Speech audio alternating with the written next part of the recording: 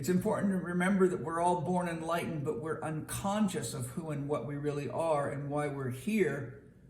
And so here you see my artist's rendition of a child seeing the spirit of the tree, which is a sort of a symbolic way of saying the child actually sees what's really here and what's really happening at a level that parents generally don't understand at all. And usually by about the age of 5, when children talk about what they see and experience, they start being told by parents that it's all in their head or that they're imagining things. And so they get conditioned out of the awakened state that a child is born into, which is why Osho says all children are born God, but their parents beat it out of them.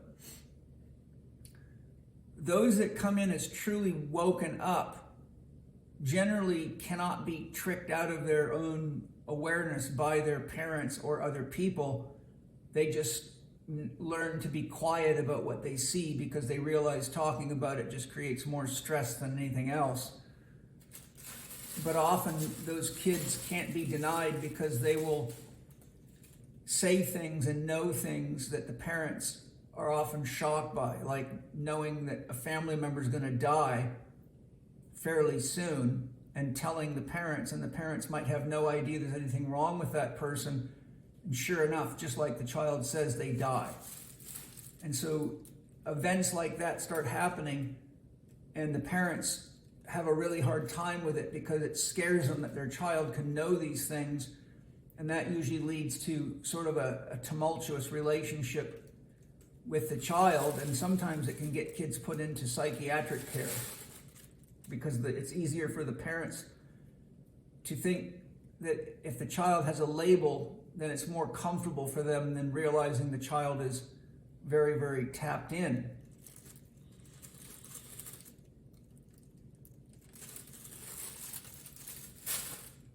Waking up is ultimately a confrontation with consciousness.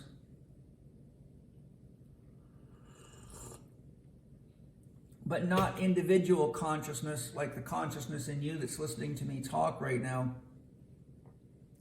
Really, that should all be capitalized as consciousness.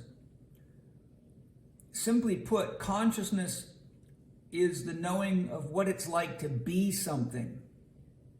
That's a description Annika Harris gives in her book about consciousness, which I quite like. So, for example, Annika Harris says, if you could put your consciousness into a ladybug or a butterfly or a bat or a tree, and then describe to somebody what it was like to be a ladybug or a bat or a tree, it would suggest that the ladybug, bat, or tree itself was conscious because there's something it's like to be that thing. But in order for you to describe that, you would have to have awareness of your awareness. Most people have only awareness of their thoughts, their beliefs, and their physical senses, but they don't utilize or cultivate, or often aren't even aware of the awareness of their awareness.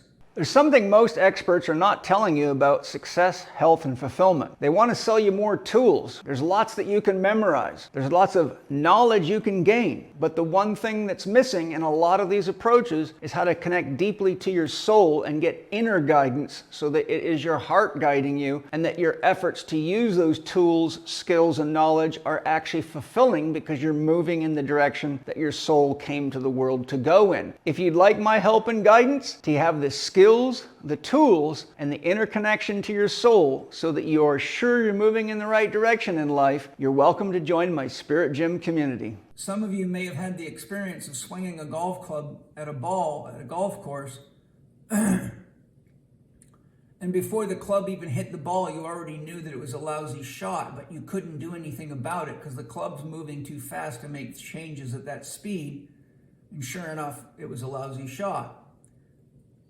So you had an awareness that was active, watching and feeling everything, but it was outside your awareness of the fact that you were holding the club. and that it was in the wrong position. The awareness that was holding the club that in the wrong position is your personal awareness. But what's aware that you're aware, you could say that's the nature of the spirit or the soul that's living in the body. It's aware of what you're aware of. It takes a fair bit of time and practice with different types of meditative arts and spiritual practices to leave your direct awareness, like the ego's awareness, and get to an awareness of your awareness. And there's a number of different spiritual exercises to help you do that. They can be quite challenging in the beginning. I've practiced a number of them over the years myself. A simple example of that is you can go into meditation and you can sit, for example, out in the forest or somewhere where you can hear ambient noise or the sound of a creek flowing, and you want to meditate on who is hearing the hearing. So what you do is you put part of your awareness into the environmental sounds, but then you have to move your awareness backward to see who it is inside of you that's actually hearing what your ears are hearing. You can look then to who is seeing what is seeing. So you could use a mandala, or you could use a tarot card, or you could just simply sit and look into your room. And the meditation requires that you get behind the visual image in your head into the seer that's seeing through your eyes. Then you can go, who is feeling what I'm feeling? And there's those types of meditations. I've had some pretty profound experiences doing that. These types of meditation are given to people in alchemical systems of training, people studying alchemy, which I've spent a lot of my years studying, and that's where I was initiated into those practices. So the key thing here is that the kind of consciousness that a person that's awake carries and uses at will is to be aware of what they're aware of. Someone who's caught in their programming will repeatedly use things like, I don't know why I said that. I don't know why I did that. They might be, for example, having an argument with their spouse, and a voice in their head says, if you say what you're about to say, it's going to cause a lot of trouble, but they do it anyhow, and only later do they feel guilt or shame or realize they've put a lot of damage into the relationship, but they didn't listen to the voice inside their head that said, that's not a wise thing to say right now. So that shows you that they're trapped at the level of the ego and the shadow, but they're not capable of bringing their consciousness into the awareness of their awareness, which you could say is the wisdom of the spirit soul within each of us.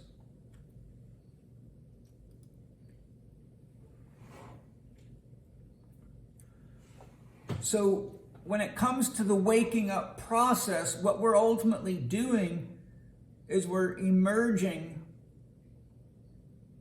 from the cocoon of the soul. And so here you can see Steiner's structure. Now, we won't worry about this because this gets into a bunch of other stuff, but we have mineral aspects to our body, such as our bones and teeth, and there's minerals throughout our body. All your glands and organs function on the same principles and laws as plants do. This is why when people had head traumas in the past and their brains weren't working, they were called vegetables. Your autonomic nervous system used to be called the vegetative nervous system. If you study older medical books, that's because the brain and nervous system functions on the same principles as a plant does.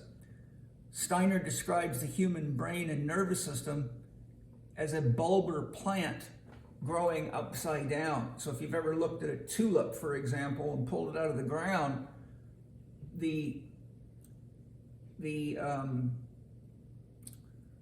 you take the tulip and turned it downward in your head, the bulb of the tulip would be your brain and the plant would be your body, but in this case, your organs and glands.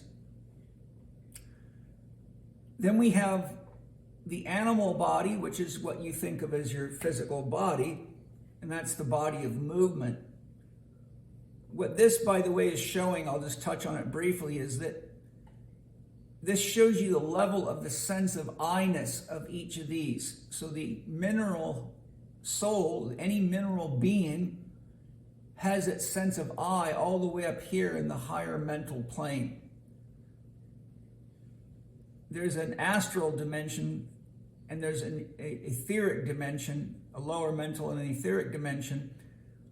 The plant has its I in the astral plane. So to give you an example of, Steiner says, the reason you can cut or hurt a plant and you don't ever hear it scream is because it screams in the astral dimension where its sense of I is down in, well, it's here, but it's emoting here. So the plant, to speak to a plant, you have to be capable of bringing your consciousness to the astral dimension, because the astral of you is fused with the astral of all other beings. In other words, everything that's in the astral world is there, just like everything that's in the earthly world is around you. The animal has its I also in the astral, and this is why animals are said to have group souls. So, for example, if you hurt a dog, the pain is felt by all dogs. In other words, their soul feels the pain. The human being is the only creature on the planet, according to Steiner, that has its I, its astral, its etheric, and its physical body all in one location, which is this, is what is showing you right here. So if you hurt yourself, you feel it there. If you hurt another human being, they will emote and you will know it in this dimension because their I is in their body. So their sense of where the pain is coming from is very directly localized to where the pain is. So part of waking up to begin with is to realize and to make contact with the material aspects of yourself, the etheric aspects of yourself. And the etheric in this sense is the energy field created by the biochemistry of your body, which creates a field of activity around your body similar to what you see here. Every cell in your body has electric current going through it, and every electric flow has a magnetic field to it. So when you consider that a 6-foot tall person has 100 trillion cells, and that current science suggests that there's 30 billion biochemical reactions every second in the human body, each of which is producing an electromagnetic flux and flow. If you take the combined electrical and magnetic activity of all your cells, it creates an energy field. And this is why if you move your hands slowly together, you can actually feel resistance like two north poles of a magnet coming at each other. That's your etheric energy field. You can literally feel pressure before they touch. So that's the etheric field. The astral field is beyond it. It's further away from your body. It penetrates, all these fields penetrate your body, but the distance from the body is bigger as you go up. So your etheric field's usually about 1 centimeter to 1 inch off the surface of your body. Your astral field can range from 1 inch to, depending on how evolved you are, 60 feet. Your mental field can go a lot further than that. Then you have to come into awareness of your I. Your I here, which is your sense of the subjective ability to listen, to feel, to perceive, and to know is the eye of God, or the Tao, all the way down inside of you.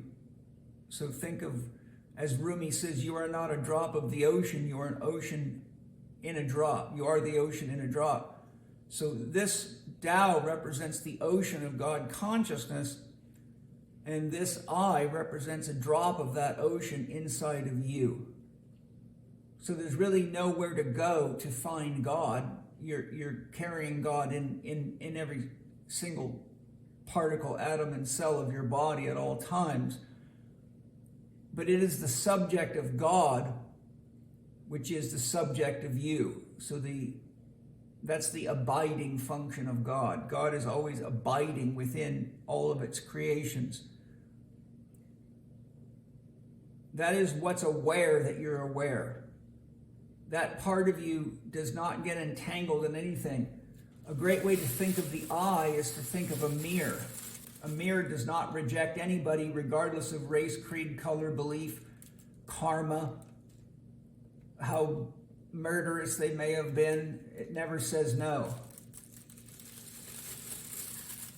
So the I in each of us is essentially God consciousness that is both receiving but reflective of everything that we would call a phenomenological experience, such as the comings and goings of people, of heartbeats, of breaths, of events.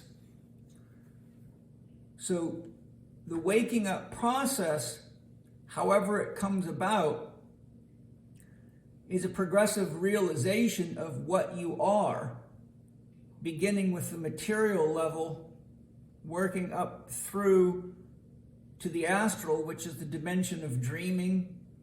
It's the dimension of, the astral dimension is far more vast than the physical universe.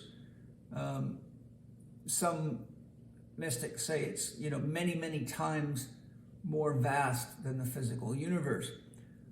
But the astral dimension is the dimension in which your thoughts are turned into images, and the astral dimension is the dimension in which you animate your physical body.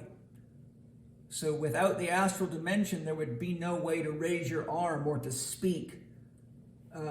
You would be like an ice cube, and you wouldn't be able to move. The astral dimension, like I said, is the dimension of dreaming. When you're doing active imagination and you step into an image, you're in the astral dimension. So for some of you that have done the tarot work with me, you've already had lots of experience of the astral dimension. If I'm remote viewing, for example, to get from here to the sun, I'm technically moving through the astral dimension in my spirit body, and then I end up coming back down into the physical dimension to be on the physical sun or wherever I want to go. In the physical world, creation is limited at the speed of light. You can't move or create faster than the speed of light in the physical dimension, but in the astral dimension, you can move at many, many times the speed of light. Next is the lower mental dimension. That's a dimension of beliefs, ideas, and thoughts. That's really your personal mind domain. That's the domain of any beliefs, ideas, and thoughts of any people, person, group, ideology. And above that is the higher mental. That is the dimension of the archetypes. And that is where myths come from. That's where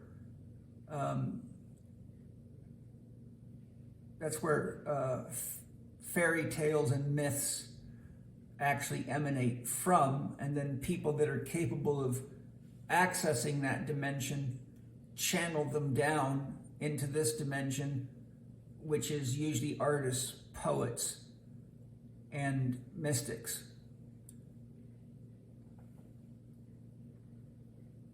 Here is the beginning of God's capacity for self-reflection. So the yin would be Shakti, the yang would be Shiva. The causal body is really God's desire to self-reflect. The causal body would correlate in Spirit Gym with your highest self. The Tao would be the Godhead itself, or that for which there is no name. That is beyond measure.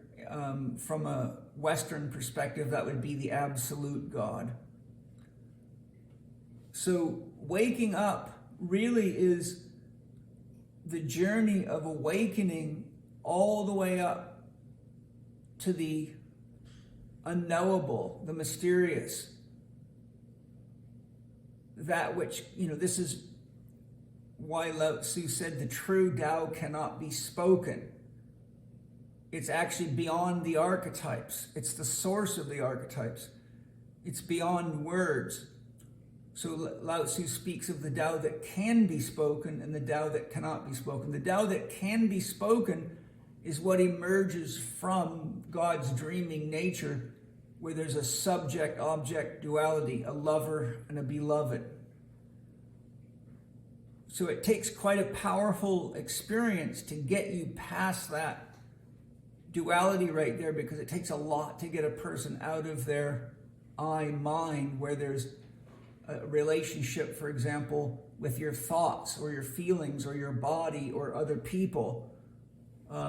It took me about, I would guess about 15 years of Tai Chi to finally penetrate that veil. I had done it with psychedelics many times before I had done it in Tai Chi, which is one of the ways that I knew what had happened to me when it happened. I won't tell you the whole story of that, but it's actually a very shocking experience for the ego, because in order for the ego to get there, there has to be a complete annihilation of the ego. And the real issue is it's so scary for the ego because it's an ultimate death for the ego, and there's nothing behind it. So this is why Jung said all religious systems are designed to protect you from the direct experience of God, because the direct experience of God is utter annihilation to anything that requires a subject-object duality to experience, which is everything that we commonly know of, including your sense of yourself.